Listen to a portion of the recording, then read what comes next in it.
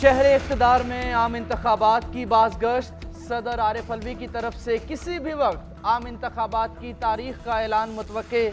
صدر سے وفاقی وزیر قانون احمد عرفان کی ملاقات، وزیر قانون کا صدر کو انتخابات کی تاریخ کے اعلان سے گریز کرنے کا مشورہ، حکومتی موقف پر قائل کرنے کی کوشش۔ احمد عرفان نے کہا الیکشن کمیشن ہی انتخابات کی تاریخ دے سکتا ہے۔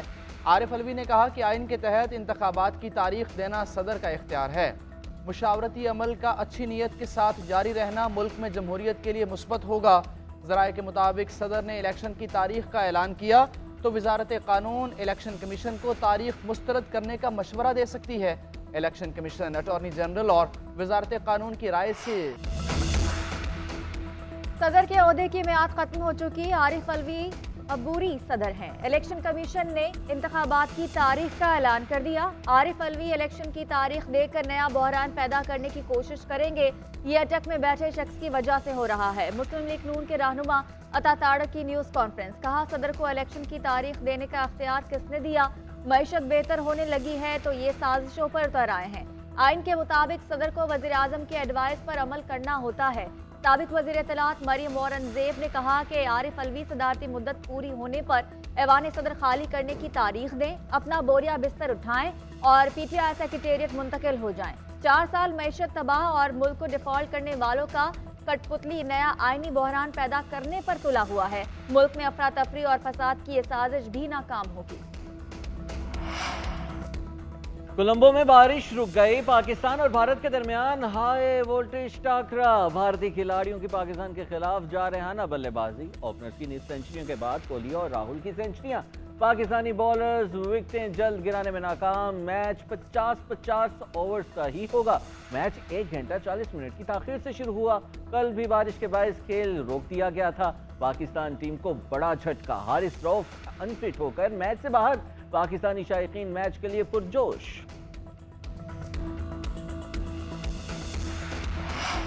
پروسیکیوٹر جنرل کے بعد ڈپٹی چیئرمین نیب بھی مستعفی، ظاہر شاہ نے اپنے عہدے سے استعفیٰ دے دیا۔ ڈپٹی چیئرمین نیب نے اپنا استعفیٰ چیئرمین نیب کو ارسال کر دیا۔ ذرائع کے مطابق ظاہر شاہ نے استعفیٰ ذاتی وجوہات کی بنا پر دیا۔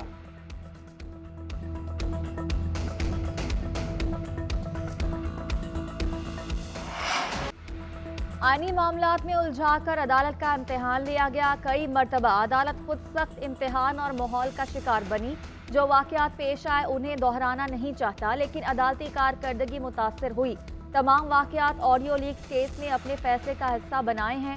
چیف جسٹس عمر عطا بندیال کا نئے عدالتی سال کے موقع پر فل کورٹ سے خطاب، کہا میرے گڈ ٹو سی یو کو غلط رنگ دیا گیا، میرے معصومانہ ریمارکس کو طنزیہ بیانات کے طور پر پیش کیا گیا۔ سپریم کورٹ نے بہت مشکل وقت کاٹ لیا ہے۔ ہم میں سے کسی نے بھی اسمبلی کی تحلیل کے بعد عام انتخابات 90 دن میں کرانے پر اختلاف نہیں کیا۔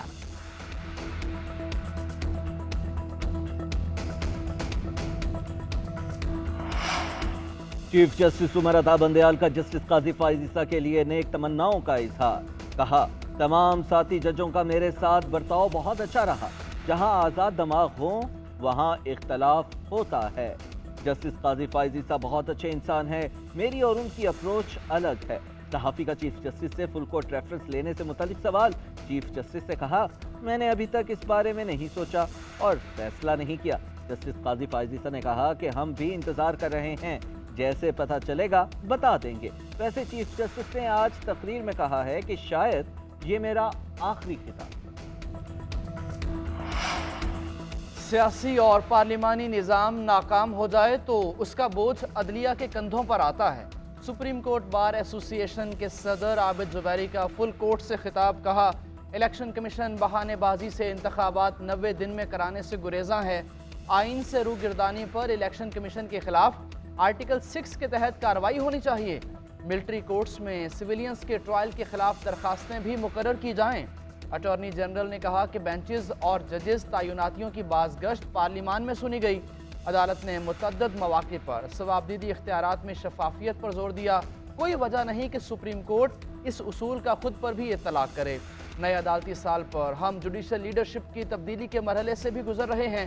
یقین ہے جسٹس قاضی فائز عیسیٰ شفافیت اور عوامی اعتماد کے نئے دور میں لے جائیں گے۔ चेयरमैन पीटीआई से अटक जेल में वकला की मुलाकात। नईम हैदर पंचोता, काजी मोहम्मद अनवर, मिसाल यूसुफजई की मुलाकात 1 घंटा जारी रही। चेयरमैन पीटीआई के खिलाफ मुकदमात पर मुशावरत। गिलगित बल्तिस्तान इलेक्शन में कामयाबी पर भी बातचीत की गई।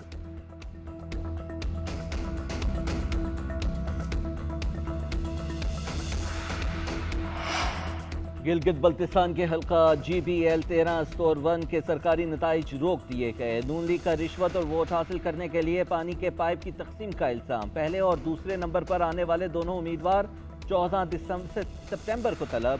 चीफ इलेक्शन कमिश्नर ने कहा तहकीकात मुकम्मल होने तक सरकारी नताइज जारी नहीं किए जाएंगे। नतीजे के ऐलान में ताखीर के खिलाफ स्टोर में PTI का धरना। गैर सरकारी नताइज के मुताबिक PTI के मोहम्मद खुर्शीद खान कामयाब हुए।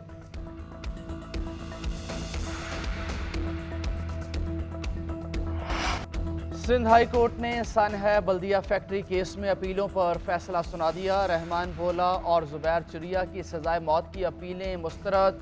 मुजरमान की फांसी की सजा बरकरार रखने का हुक्म। रऊफ सिद्दीकी और दीगर की बरीयत के खिलाफ सरकार की अपीलें मुस्तरद।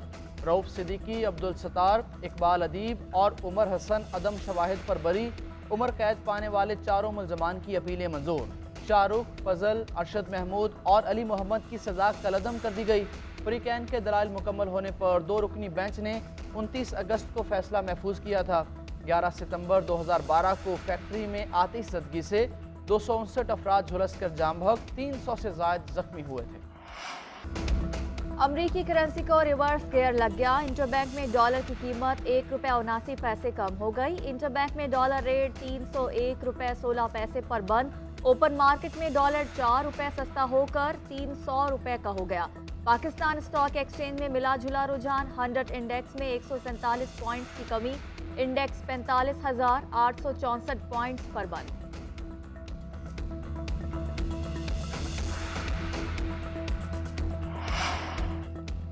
महंगे पावर प्लांट से बिजली की पैदावार खजाने पर भारी पड़ने लगी। कौमी खजाने को एक माह में 15 अरब से जायद का नुकसान।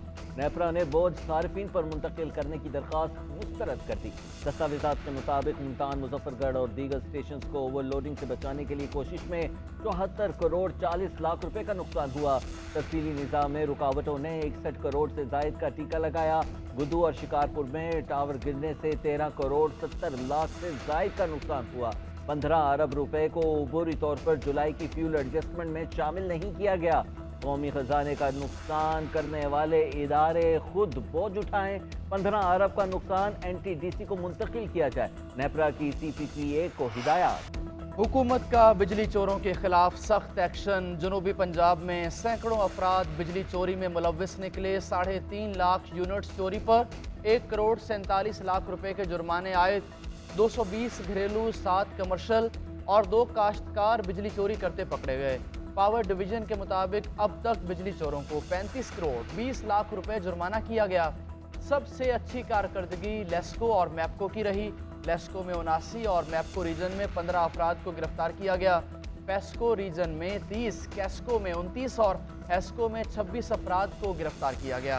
राजनपुर में मैपको की टीम को बिजली चोरों ने यरगमाल बना दिया।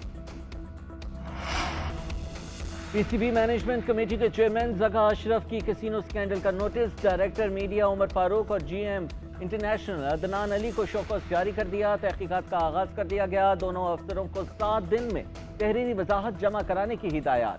जका अशरफ ने कहा कि गफलत साबित हुई तो दोनों ऑफिशियल्स कार्रवाई के लिए तैयार रहें।